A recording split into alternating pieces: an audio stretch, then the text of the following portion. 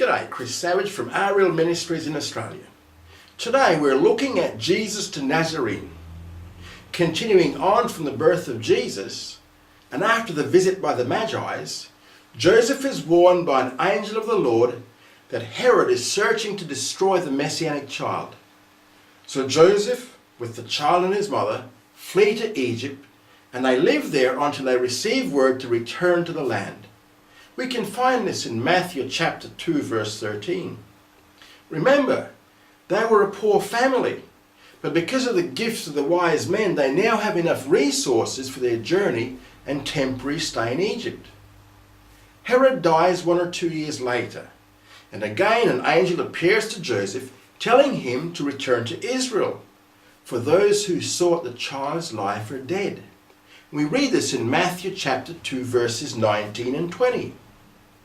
When they return, the first area that they come to is Judea, which was now ruled by Herod's firstborn son, Archelaus. As bad as Herod was, Archelaus was in some ways worse than his father. In fact, when he succeeded to the throne, he killed 3,000 Jews in the temple compound during the Passover season. Even Herod never went to that extreme of killing people in the premises of the temple compound. So because of the new ruler's reputation, Joseph decided against resettling in Bethlehem of Judea.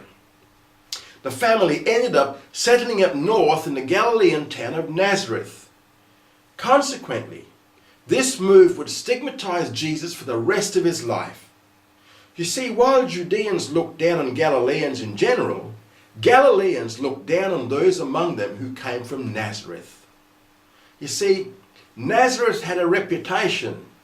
It was a town of ill repute. Since it was the base of a Roman garrison, Jews who lived there were viewed as traitors.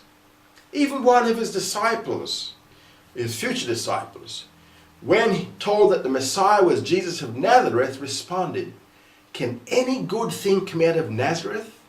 We find this in John chapter 1, verses 45 to 46. With Jesus growing up in Nazareth, it made him a despised and rejected individual, so that what was spoken by the prophets might be fulfilled, that he shall be called a Nazarene. Matthew 2, verse 23. I hope this has helped you in some way. This is Chris Savage from RL Ministries in Australia, wishing you Shalom.